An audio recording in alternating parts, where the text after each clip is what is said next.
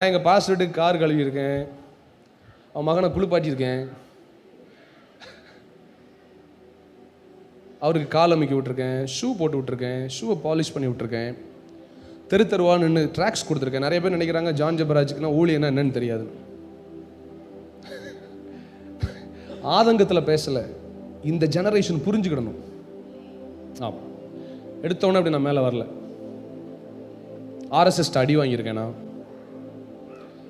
ஆரல் வாய்மொழி அப்படின்னு ஒரு இடம் நாகர்கோயிலில் அரெஸ்ட் பண்ணியிருக்காங்க எங்களை. நான் சின்ன வயசு 11th படிக்கிறேன், ட்ராக்ஸ் கொடுக்க போயிருக்கிறேன். ஒருத்தனை அப்படியே அடிச்சு கூட்டு போயிட்டான். வாடா, என்ன அவனுக்கு எங்கள் ஊரில் வந்து என்ன மாற்றிட்டு இருக்க வா அப்படின்னு கூட்டு போயிட்டான். ஸ்டேஷனில் போய் நிற்கிறான். அந்த இன்ஸ்பெக்டர் கேட்காரு, அறிவில்லை உனக்கு, எத்தனைடா படிக்கிற நீ? Sir 11th. என்னடா மதம் மாற்றிட்டு இருக்க நீ? சார் மதம் மாற்றலை, இயேசு நல்லவர்னு சொல்ல வந்தேன்.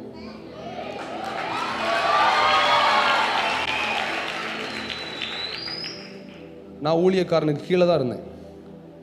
10 வயசுலேருந்து சர்ச்சில் தான் தூங்கினேன். சர்ச்சு டாய்லெட்டுக்கு தண்ணி எடுத்து கொடுத்துருக்கேன், சர்ச்சு டாய்லெட்டை கழுவி விட்டுருக்கிறேன்,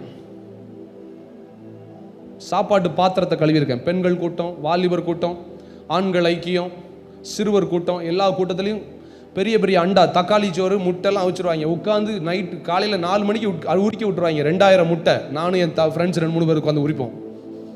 வால் போஸ்ட் அடிக்க போயிருக்கேன். எத்தனையோ நாள் நைட்டு வால் போஸ்ட் அடிக்கும்போது கையில் கிழிச்சு ரத்தம் வந்திருக்கு.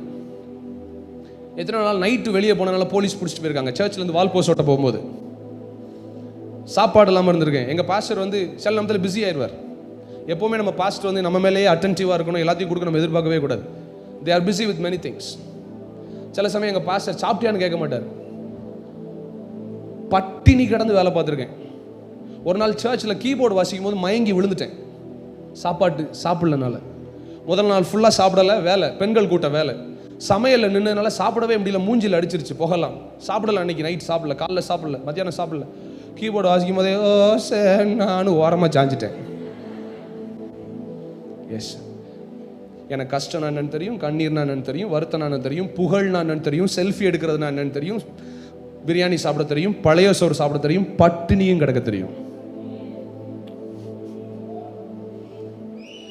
ஒரு நிமிஷம், இன்னைக்கு நான் இங்கே வர காரணம் எனக்கு பாட தெரிஞ்சதுனால இல்லை. பாட தெரிஞ்சு மேலே வந்துருச்சுன்னா இன்னைக்கு உன்னி கிருஷ்ணன் தான் மேலே வந்திருக்கணும், இல்லை SP பாலசுப்ரமணியம் வந்திருக்கணும்.